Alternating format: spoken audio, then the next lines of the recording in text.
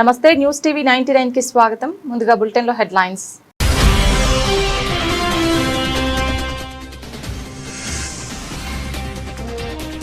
Cess licence renewal జాప్యంపై రాష్ట్ర ప్రభుత్వంపై మండిపడ్డ TRS నేతలు.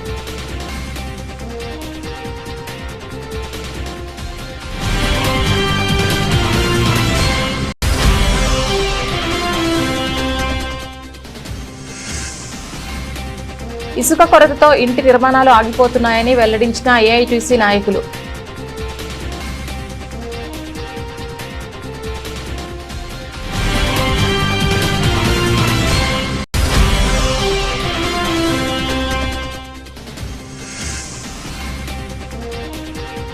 బీహబ్ కేంద్రాన్ని ఆదర్శవంతంగా తీర్చిదిద్దాలి. జిల్లా కలెక్టర్ కోయ శ్రీహర్ష.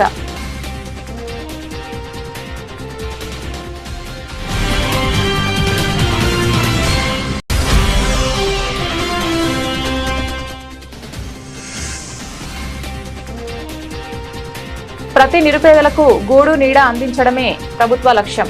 ఎమ్మెల్యే రాజ్ ఠాకూర్.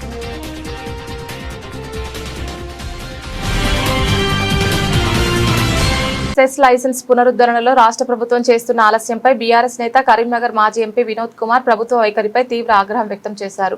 జిల్లా కేంద్రంలోని తెలంగాణ భవన్లో ఏర్పాటు చేసిన మీడియా సమావేశంలో ఆయన బీఆర్ఎస్ నేతలతో కలిసి మాట్లాడారు. సెస్ లైసెన్స్ గడువు మార్చి 31తో ముగిసినా ఇప్పటి వరకు పునరుద్ధరణకు జరగకపోవడం వల్ల వినియోగదారుల్లో గందరగోళం నెలకొందని వినోద్ కుమార్ అన్నారు. రేవంత్ రెడ్డి నేతృత్వంలోని కాంగ్రెస్ ప్రభుత్వం సెస్ విషయంలో ద్వంద్వ వైఖరి అవలంబిస్తోందని విమర్శించారు. ఇటీవల ఎన్పీడీసీఎల్ సీఎండీ వరుణ్ సిరిసిల్ల పర్యటనను ప్రస్తావిస్తూ సెస్ ను ఎన్డీపీడీసీఎల్లో విలీనం చేసే ప్రయత్నాలు జరుగుతున్నాయని ప్రశ్నించారు. సుమారు 56 ఏళ్ల చరిత్ర కలిగిన సెస్ ఈ ప్రాంత అభివృద్ధిలో కీలక పాత్ర పోషించిందని ఆయన గుర్తు చేశారు. పవర్లూమ్ పరిశ్రమ వ్యవసాయానికి విద్యుత్ సరఫరా చేస్తూ సిరిసిల్ల అభివృద్ధికి పునాది వేసిందని వివరించారు. సెస్ లో అవినీతి నష్టాలున్నాయనే ఆరోపణలు ఖండించిన ఆయన రాష్ట్ర ప్రభుత్వమే సెస్ కు సుమారు 700 కోట్ల రూపాయల బకాయిలు చెల్లించాల్సి ఉందని వెల్లడించారు. గతంలో పలు ముఖ్యమంత్రులు సెస్ ను రద్దు చేయాలని ప్రయత్నించినప్పటికీ దాని ప్రాముఖ్యతను గుర్తించి కొనసాగించారని వినోద్ కుమార్ చెప్పుకొచ్చారు. ఇప్పటికైనా విద్యుత్ శాఖ మంత్రి బట్టి విక్రమార్క, సహకార శాఖ మంత్రి తుమ్మల నాగేశ్వరరావు స్పందించి సెస్ లైసెన్స్ ను వెంటనే పునరుద్ధరించాలని డిమాండ్ చేశారు. అవసరమైతే సెస్ ను కాపాడుకునేందుకు అందరూ కలిసి జేఏసీగా ఏర్పడి పోరాటం చేయాలని పిలుపునిచ్చారు. ఈ సమావేశంలో జిల్లా అధ్యక్షులు తోట ఆగయ్య, చల్మెడ లక్ష్మీ నరసింహారావు, టీఆర్ఎస్ నాయకులు తదితరులు పాల్గొన్నారు. ఆగయ్య గారు, అదేవిధంగా రవీంద్రరావు గారు చెప్పడం జరిగింది. నేను క్లుప్తంగా 2-3 విషయాలు ఈ రాష్ట్ర ప్రభుత్వాన్ని అడగదలుచుకున్నాం. సెస్ ఉందా లేదా అది స్పష్టత కావాలని చెప్పి ఇలా రాజన్న సిరిసిల్ల జిల్లాలో ఉన్నటువంటి ప్రజానీకం అడుగుతున్నారు. చాలా ఆందోళనలో ఉన్నారు ప్రజలు. మా సెస్ మాకుందా లేదా, ఎందుకు ఉందా లేదా అని ఈ డౌట్ ఎందుకు ప్రజలకు వచ్చిందంటే, నిన్న సీఎండీ వరుణ్ రెడ్డి గారు వచ్చి ఒక పత్రికాముఖంగా ఒక స్టేట్మెంట్ ఇచ్చారు, ఒక వ్యాఖ్యానం చేశారు. ఇది ట్రాన్సిషన్ అంటే మార్పు జరుగుతున్న సందర్భంలో ఒక ట్రాన్సిషన్ స్టేజ్లో ఉంది. సెస్ డైరెక్టర్సు, చైర్మను, అది కోఆపరేటివ్ సిస్టము, వాళ్ళు ఎన్నికల్లో గెలిచారు కాబట్టి వాళ్ళని మేము ముట్టుకుంటలేమో అన్నాడు.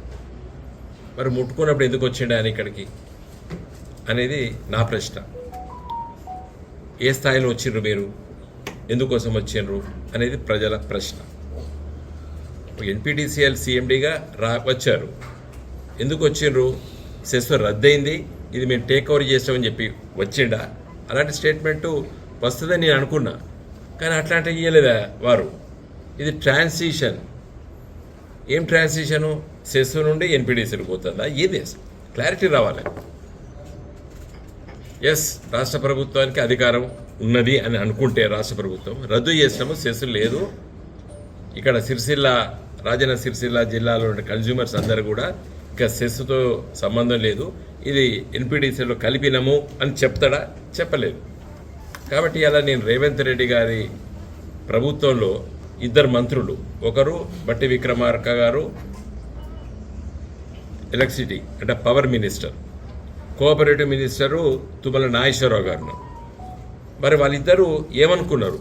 మీరిద్దరు అనుకొని సెస్ కోఆపరేటివ్ మూవ్మెంట్ను మేము రద్దు చేస్తున్నాం, సిరిసిల్ల రాజన్న జిల్లాలో 2 నియోజకవర్గాలు, ఒకటి వేములవాడ, ఒకటి సిరిసిల్ల రద్దు చేస్తున్నాము, ఇంకా లేదు అని చెప్పినా ప్రజలకు ఒక అర్థమవుతుంది.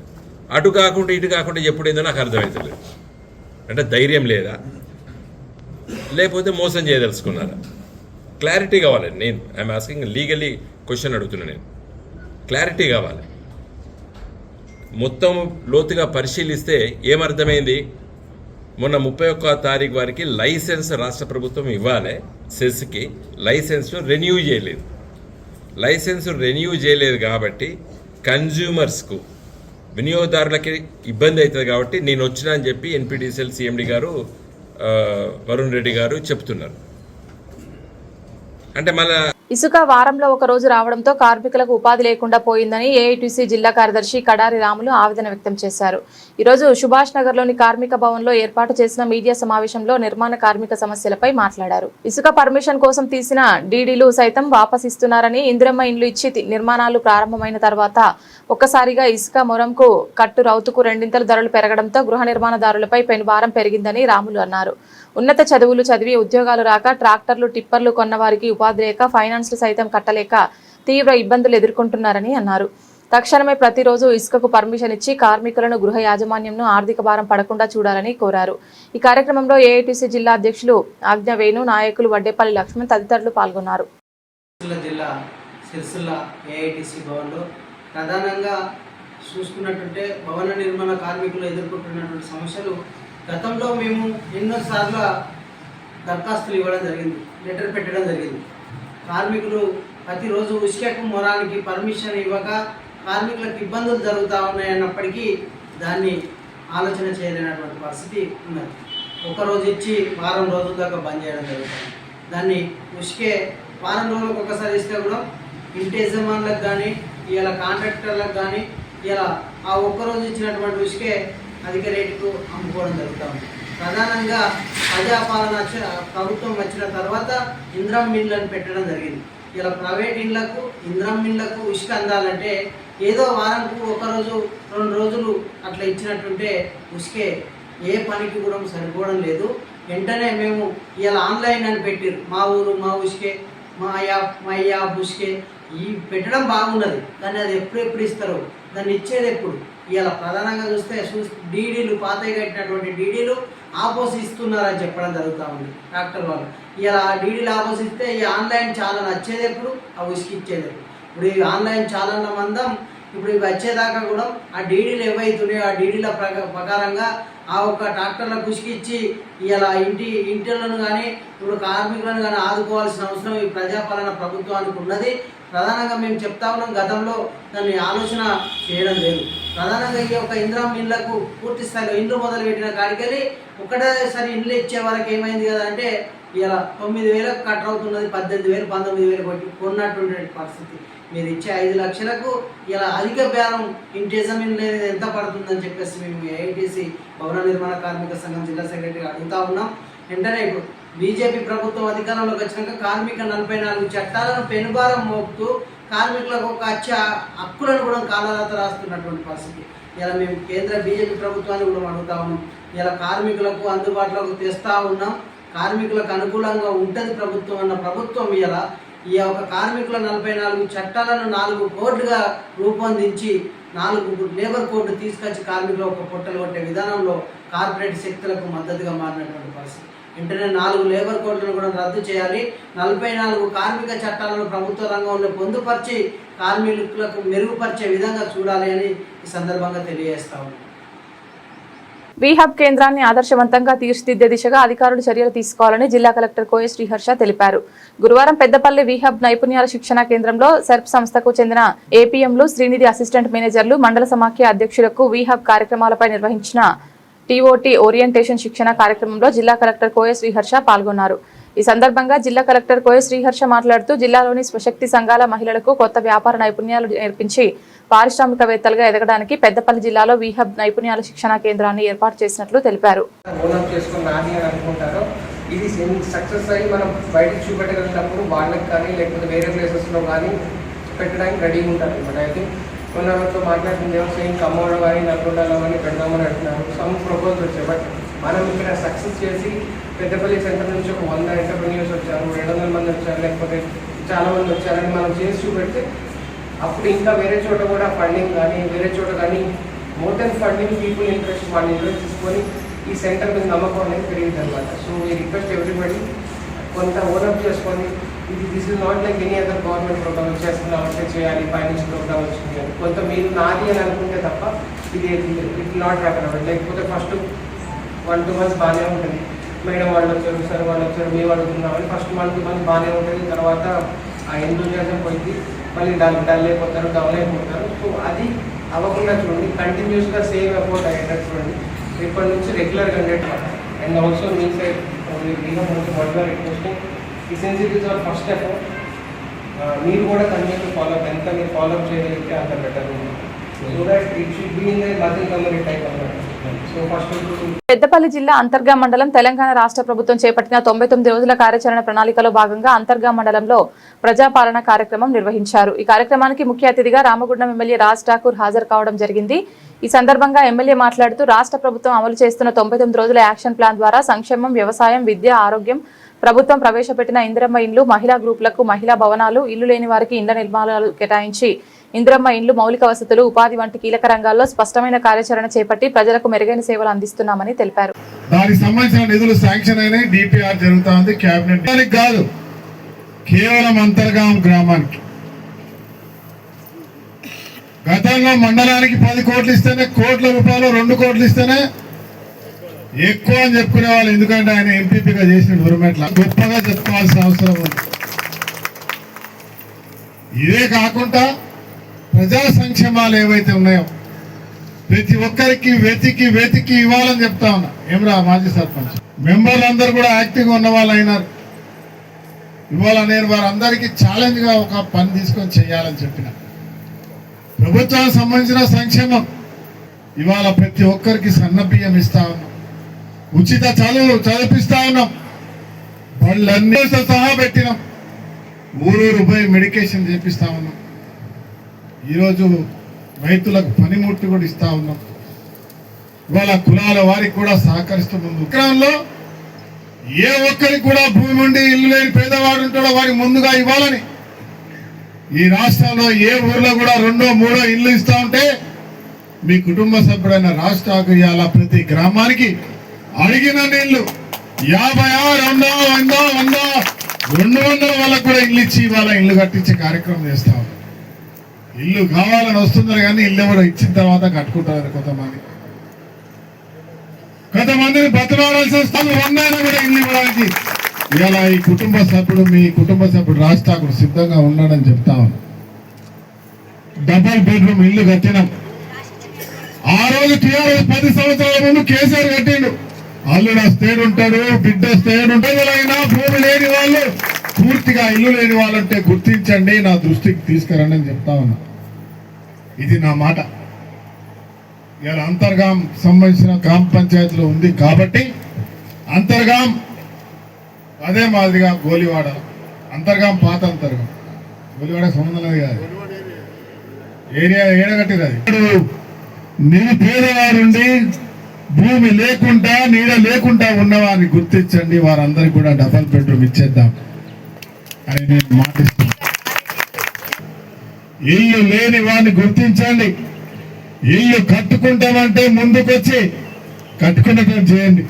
శాంక్షన్ అయిన దాకా తిరిగి శాంక్షన్ కాగానే మేము ఇల్లు కట్టుకోలేమనే వాళ్ళకు ఇల్లు ఇచ్చి కూడా వృధా అవుతుంది.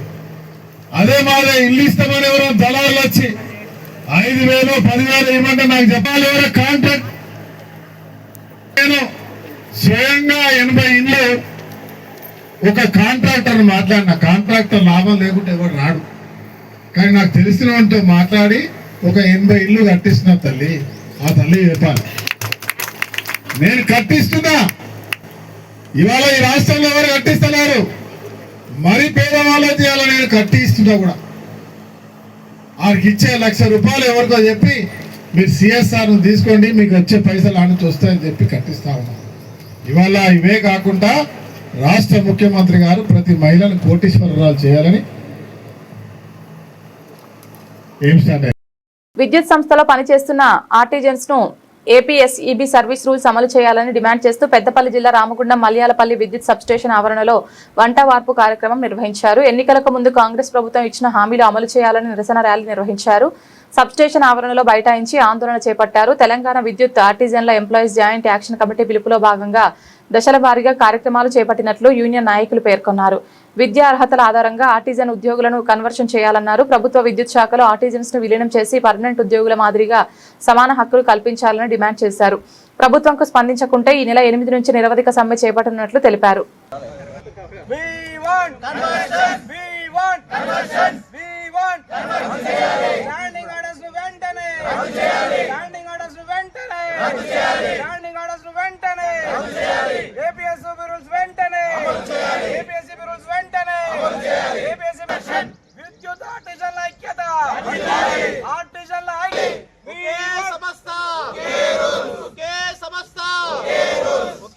తెలంగాణ రాష్ట్ర వ్యాప్తంగా ఉన్నటువంటి విద్యుత్ ఆర్టిజన్లని కన్వర్షన్ చేయాలి, విద్యార్థులను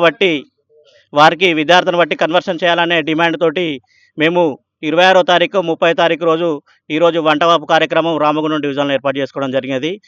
ఆర్టిజన్లు ప్రధానమైన డిమాండ్ ఏంటి అంటే వారిని విద్యార్హతను బట్టి కన్వర్షన్ చేయాలి. గతంలో 1998, 2002, 2006లో గత ప్రభుత్వాలు వారిని కన్వర్షన్ చేసుకున్న దాఖలాలు ఉన్నాయి. వాటి ఆధారంగానే వారికి విద్యార్థులను బట్టి కన్వర్షన్ ఇప్పించి ఆర్టిజన్ కార్మికుల జీవితాల్లో వెలుగులు నింపాలని ఈ యొక్క ప్రభుత్వాన్ని వేడుకుంటున్నాము. ఈ ప్రభుత్వం గతంలో ప్రభుత్వంలోకి వచ్చిన తర్వాత ఆర్టిజన్ల సమస్యలు పరిష్కరిస్తామని ఏదైతే బట్టి గారు పాదయాత్రలు చెప్పారో ఆ మాట నిలబెట్టుకోవాలని కాంగ్రెస్ ప్రభుత్వాన్ని కోరుకుంటున్నాను. దయచేసి బట్టి విక్రమార్కకు మేము చేతులెత్తి వినయపూర్వకంగా మేము రిక్వెస్ట్ చేస్తూ ఉన్నాం. దయచేసి పర్మనెంట్ ఎంప్లాయీస్ లాగా ఒకే సంస్థలో ఒకే రూల్ చేసి మాకు తగిన న్యాయం చేయాలి. 2017లో విలీనమైనప్పుడు 2010లో దాదాపు 23,000 మంది ఉండే, ఇప్పుడు దాదాపు 16,000 దాకా వచ్చేసింది. విధులు నిర్వహించేటువంటి సగం జీవితం పోయింది. మిగతా ఒక 10 సంవత్సరాలు మాత్రమే కొద్దిమంది సర్వీస్ ఉన్నది. ఈ సర్వీస్ ఉన్న వారికన్నా తగిన న్యాయం చేసి వీళ్ళందరికీ మన జీవితాలలో వెలుగు నింపాలని ఈ సందర్భంగా తెలియజేస్తా ఉన్నా. లేకపోతే ఇదే పరిస్థితి ఉత్పన్నమైతే 8వ తారీఖు రోజు మేము పిలిపించినాము సమ్మె. ఆ సమ్మె 100% ఉధృతంగా రాష్ట్ర వ్యాప్తంగా ఉధృతం చేస్తాం. తప్పకుండా ప్రభుత్వం దిగొచ్చే వరకు మేము పోరాడతామని ఈ సందర్భంగా తెలియజేస్తా ఉన్నా. Thank you. సర్దార్ సర్వాయి పాపన్న 316వ వర్ధంతి సందర్భంగా ఎన్టీఆర్ పట్టణ గౌడ సంక్షేమ సంఘం ఆధ్వర్యంలో స్థానిక మేడిపల్లి సెంటర్ చౌరస్తాలో పాపన్న చిత్రపటానికి పూలమాల వేసి ఘనంగా నివాళులర్పించారు. అనంతరం బి పవర్ హౌస్ గడ్డ హనుమాన్ జంక్షన్ వద్ద ఉన్న సర్వాయి పాపన్న విగ్రహానికి పూలమాల సమర్పించారు. ఈ కార్యక్రమంలో సంక్షేమ సంఘ బాధ్యులు మాచేడి మహేందర్ గౌడ్, తిరుమల సురేందర్ గౌడ్, కట్ట కనకయ్య, కంకటి రవి గౌడ్, బుర్ర దేవేందర్ గౌడ్, భూమేష్ గౌడ్, ఆరేలి కుమార్ గౌడ్, రంగు దుర్గా ప్రసాద్ గౌడ్, గున్నార శ్రీధర్, కోడూరు రవి, జనార్దన్, పైడిపల్లి శ్రీనివాస్ గౌడ్, ఏపూరి లక్ష్మణ్ గౌడ్, హరీష్ గౌడ్, బిందె నాగభూషణం గౌడ్ మరియు రేవా అధ్యక్షులు ఆకుల రామకిషన్, భగవతి యూత్ ప్రధాన కార్యదర్శి పైడా సాయి కుమార్, కనుకుంట్ల రమేష్ తదితరులు పాల్గొన్నారు. जोहार सरदार सर्वाई पापन्न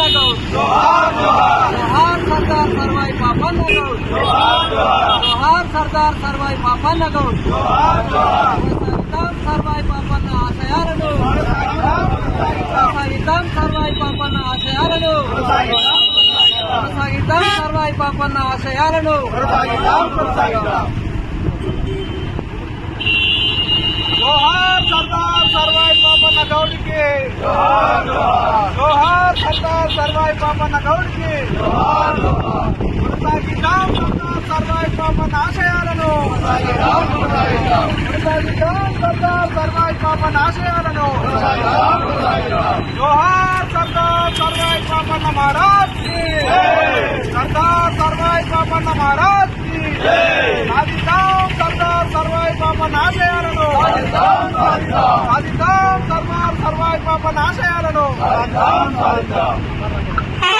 సర్వాయి పాపన్న సర్దార్ సర్వాయి పాపన్న సాధిద్దాం సర్దార్ సర్వాయి పాపన్న ఆశయాలను రామగుండం నియోజకవర్గ శాసనసభ్యులు ఎంఎస్ రాజ్ ఠాకూర్ గురువారం రామగుండం మున్సిపల్ కార్పొరేషన్ పరిధిలోని 47, 48, 49 డివిజన్లు మరియు 8వ డివిజన్లో నిర్వహించిన గ్రామసభ ప్రజాపాలన ప్రగతి ప్రణాళిక కార్యక్రమంలో ఎమ్మెల్యే పాల్గొన్నారు. ఈ సందర్భంగా ఆయన స్థానిక ప్రజలతో నేరుగా మాట్లాడి వారి సమస్యలు, అవసరాలు, అభిప్రాయాలను శ్రద్ధగా విన్నారు. ప్రజల నుండి వచ్చిన ప్రతి సమస్యను సంబంధిత అధికారుల దృష్టికి తీసుకెళ్లి వాటి పరిష్కారానికి తక్షణ చర్యలు చేపట్టాలని అధికారులను ఆదేశించారు. మౌలిక సదుపాయాల అభివృద్ధి, తాగునీరు, రహదారులు, పారిశుద్ధ్యం, విద్య, ఆరోగ్యం వంటి అంశాల్లో మరింత పురోగతి సాధించాలని సూచించారు. ప్రజా సమస్యలను సమర్థవంతంగా పరిష్కరించడం ద్వారా ప్రాంత అభివృద్ధి సాధ్యమవుతుందని ఆయన పేర్కొన్నారు. ప్రజాపాలన ప్రగతి ప్రణాళిక కార్యక్రమం పెట్టేసి ప్రభుత్వం 99 రోజుల కార్యక్రమం తీసుకొని ప్రభుత్వం చేపడుతున్న కార్యక్రమాలన్నీ, ప్రభుత్వ పథకాలన్నీ ప్రతి గడప గడపకు చేరే విధంగా, అలాగే కొన్ని కొత్తగా స్కీములు కూడా పెట్టేసి ప్రతి వాళ్ళతోటి మాట్లాడించే విధంగా ఈ రోజు ప్రభుత్వం ముందుకెళ్తున్న తరుణం మీరందరూ గమనిస్తా ఉన్నారు.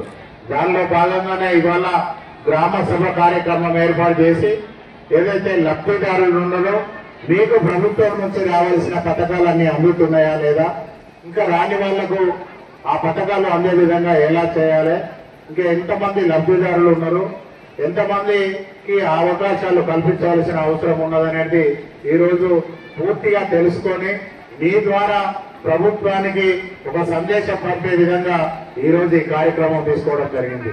దానిలో భాగంగా 47, 48, 49 డివిజన్లకు సంబంధించి అరుణశ్రీ గారు ఒక ధైర్యం ఉన్న అధికారిని, వెనుక మున్సిపల్ టీం అంతా కూడా బలమైనటువంటి, ఎన్ని రకాల ఇబ్బందులు పెట్టినా పనిచేసేవాళ్ళు. జిల్లా కలెక్టర్ శ్రీహర్ష గారు ఒక బలమైన కలెక్టర్గా, మరి ఈరోజు మీరందరితో ఎన్నుకోబడినటువంటి కార్పొరేటర్లు యువకులు, ఉదాహరణకు నిర్మల చదువుకున్న స్కూల్ నడిపించే ఒక అమ్మాయి, సతీష్ ఒక దళితుడు, యువ మిత్రుడు, చిన్నవాడు, వయసులో చిన్నవాడు, డిగ్రీ పీజీ చేసి లా కూడా చేసింది. ఇంకొక అమ్మాయి వాళ్ళ పొద్దున కలిసి 26 years మానస. ఇంకోడు యువకులకు అవకాశం ఇస్తే సీనియర్లు మహాకాళ స్వామి, పాత్పల్లె, ముస్తఫా లాంటి, రామమూర్తి లాంటి వారి చూస్తూ ఇంకా అద్భుతంగా పనిచేయడానికి అలా గోదావరి కనిలో వాడకు ఈరోజు మీరందరూ అవకాశం ఇచ్చారు. ఇవాళ ఏ వాడకి వెళ్ళినా కూడా రోడ్లు, డ్రైనేజ్లు అన్ని చేసే కార్యక్రమం చేస్తా ఉన్నాం. మా శ్రీలతక్క ఇంతకుముందు మాట ఆమె నాతో పాటు అడ్డగుంటలో ఇటువైపు చివరిలో ఆ నుంచి అక్కడ ఏదో ఫంక్షన్ ఉంటాయి ఆర్కే గార్డెన్ వరకు ఆయనక కాలు నుంచి అటువైపు నుంచి అటు తోగుట మండలం వెంకట్రావుపేట గ్రామంలో నిర్వహించిన మీడియా సమావేశంలో కాంగ్రెస్ గ్రామ అధ్యక్షులు బండారు రమేష్ గౌడ్ మాట్లాడుతూ ప్రభుత్వానికి పెరుగుతున్న ఆదరణను చూసి తట్టుకోలేకే బీఆర్ఎస్ నాయకులు విమర్శలు చేస్తున్నారని అన్నారు. గత 10 ఏళ్లలో ఇచ్చిన హామీలు అమలు చేయకుండా ప్రజలను మోసం చేసిన వారే ఇప్పుడు ప్రభుత్వాన్ని విమర్శిస్తున్నారని విమర్శించారు. ముఖ్యమంత్రి రేవంత్ రెడ్డి నాయకత్వంలో ప్రజా సంక్షేమ పథకాలు పార్టీలకు అతీతంగా అందరికీ చేరుతున్నాయని తెలిపారు. రైతు రుణమాఫీ, రేషన్ కార్డులు, సన్నబియ్యం వంటి పథకాలు అమలు చేస్తున్నామని, త్వరలో కుటుంబ బీమా పథకాన్ని కూడా అందిస్తామని పేర్కొన్నారు.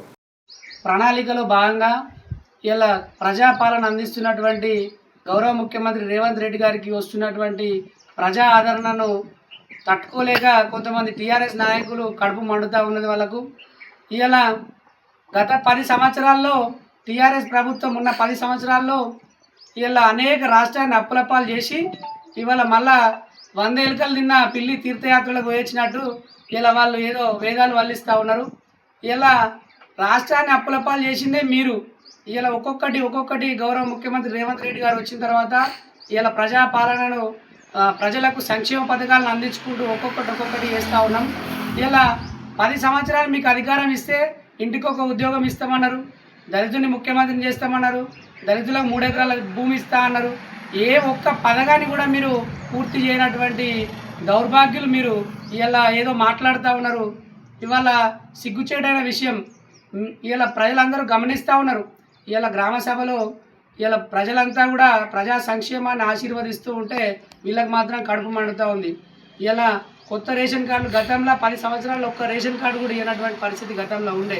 ఇలా మన వెంకట్రావుపేట గ్రామంలో 151 రేషన్ కార్డులు ఇచ్చినటువంటి పరిస్థితి ఉన్నది ఇప్పుడు. అదేవిధంగా ఇలా సన్నబియ్యం ప్రతి రేషన్ కార్డుకి 6 కిలోల సన్నబియ్యం ఇస్తూ ఉన్నాం. ఇలా సంవత్సరం అవుతా ఉంది సన్నబియ్యం, ప్రతి ఒక్కరు కూడా అవే సన్నబియ్యం తింటూ ఉన్నారు. పేదోడు ఏదైతే తింటాడో, పెద్దోడు ఏదైతే తింటాడో పేదోడు కూడా అదే తినేటువంటి ప్రభుత్వంలో మనం ఇస్తూ ఉన్నాం. అదేవిధంగా ఇవాళ ఈ కాళేశ్వరం కట్టినామన్నారు. ఇవాళ మనం దుబ్బాక నియోజకవర్గం తొగుట మండలంలోనే కాళేశ్వరం నిర్మాణం జరిగింది. మల్లన్న సాగర్ ఇలా 50 టీఎంసీల మల్లన్న సాగర్ కట్టడానికి 1,00,000 కోట్ల రూపాయలు పెట్టిర్రు. ఇలా మరి వెంకట్రావుపేట గ్రామంలో D9, D10 కాలువలు ఎందుకు పూర్తి చేయలేదు?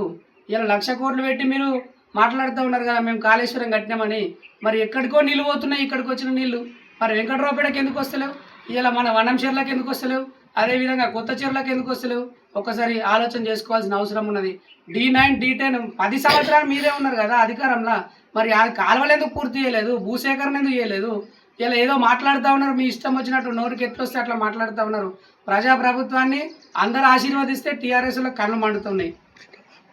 ఇలా రుణమాఫీ కూడా, ఈ రుణమాఫీ విషయానికి వస్తే ఇలా 2 లక్షలు ఉన్నటువంటి 2 లక్షల లోపల ఉన్నటువంటి ప్రతి ఒక్కరికి రుణమాఫీ చేసినాం. మీరు ఎలక్షన్ల కోసం రుణమాఫీ ముచ్చట తీసిరు. ఎలక్షన్లు అప్పుడు 1,00,000 రూపాయలు వేస్తే మిత్తిలో సరిపోలే మీరు వేసినటువంటి రుణమాఫీ. ఇలా మా ప్రభుత్వం వచ్చినాక ఏకకాలంలో రుణమాఫీ జరిగింది. లక్షల మందికి లబ్ధి జరిగింది. 2 లక్షల రూపాయల లోపు ఉన్న వాళ్ళందరికీ రుణమాఫీ జరిగింది. నల్గొండ జిల్లా దేవరకొండ మండలం కొండభీమనపల్లి గ్రామ పంచాయతీ గ్రామ సభలో పాల్గొన్న దేవరకొండ ఎమ్మెల్యే నేనావత్ బాలునాయక్ గారు ప్రజాపాలన ప్రగతి ప్రణాళిక కార్యక్రమంలో భాగంగా గ్రామ సభలో పాల్గొని ప్రభుత్వ పథకాలను ఉద్దేశిస్తూ గ్రామ ప్రజలకు వివరించారు. ఈ యొక్క కార్యక్రమంలో ప్రజాప్రతినిధులు, గ్రామ ప్రజలు పెద్ద ఎత్తున పాల్గొన్నారు. గతంలో ఎవరైనా ఇందిరమ్మ ఇళ్ళు, గత ఇందిరమ్మ ఇళ్లలో కానీ లేకపోతే వారి సొంతంగా ఏదైనా బేస్మెంట్ కట్టుకొని ఉంటే ఆ బేస్మెంట్ కు సంబంధించిన వారికి 1,00,000 రూపాయలు కట్ చేసుకొని మిగతా 4 లక్షలు ఇవ్వన్నారు. అది ఇవ్వచ్చు, ఇప్పుడు ఆపడానికి లేదు. బేస్మెంట్ మీదనే మిగతా 4 లక్షలు ఇస్తాం. ఆ బేస్మెంట్ మీదనే కట్టుకోమని, ఆ బేస్ కూల కొట్టుకోవాల్సినటువంటి అవసరం ఇప్పుడు లేదు. ఇది నెంబర్ 1. నెంబర్ 2, ఎవరైనా మంచి గోడ ఉంది, బాగానే కట్టుకున్నారు, రేకులు షెడ్ వేసుకుని ఉన్నారు, రేకులు వేసుకున్నాడు, మనకు స్తోమత లేదు, రేకులు వేసుకుని ఉన్నాడు, గోడలు కట్టి ఉన్నాయి, దాని మీద స్లాబ్ వేసుకునే అవకాశం కూడా ఇచ్చింది. దాని మీద స్లాబ్ వేసుకునే ఆప్షన్ ఉంది. కానీ గోడ కొత్తగా ఉండాలి, గట్టిగా ఉండాలి. ఎందుకంటే స్లాబ్ వేసినా కూలిపోయే గోడ మీద వేసుకోవద్దు. పని మంచి గోడలు గట్టిగా ఉండి పర్వాలేదని వాళ్ళు ఇంజనీర్లు చూసి వేసుకోవచ్చు అంటే ఈ 2-3 ఆప్షన్లు ఇచ్చినారు.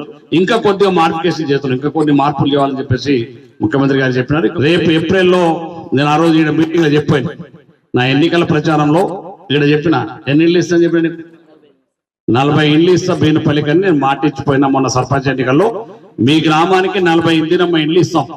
ఉన్నందరూ లేనటువంటి వాళ్ళు ఎవరైతే ఉన్నారో వాస్తవంగా కట్టుకోవాలి, జాగ ఉండాలి, గుడిసెల్లో ఉండి లేకపోతే రేకుల ఇళ్లలో ఉండి వాస్తవం ఇల్లు లేనట్టు వాళ్ళు ఎవరికి చేస్తారో సర్పంచ్ గారు, సెక్రటరీ గారు, మిగతా పెద్దలందరూ కూడా జాగ్రత్తగా లేనటువంటి వాళ్ళకి ఇల్లు ఇవ్వడం మన బాధ్యత.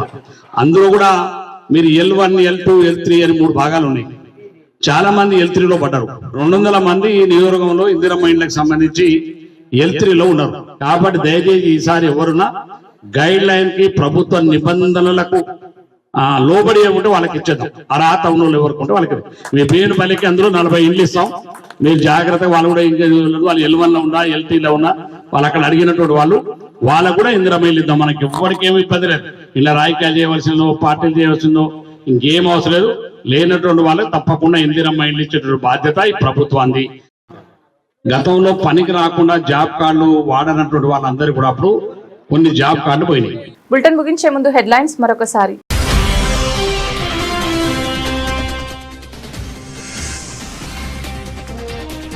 సెస్ లైసెన్స్ రెన్యువల్ జాప్యంపై రాష్ట్ర ప్రభుత్వంపై మండిపడ్డ టీఆర్ఎస్ నేతలు.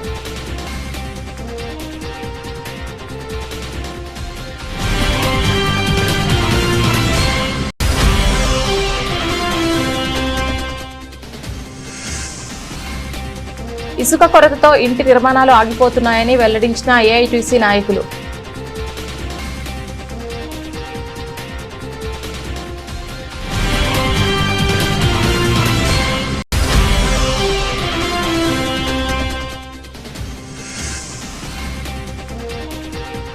బీహబ్ కేంద్రాన్ని ఆదర్శవంతంగా తీర్చిదిద్దాలి. జిల్లా కలెక్టర్ కోయ శ్రీహర్ష.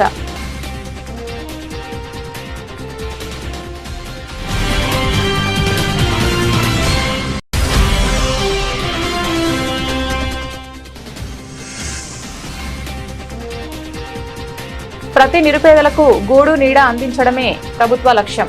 ఎమ్మెల్యే రాజ్ ఠాకూర్.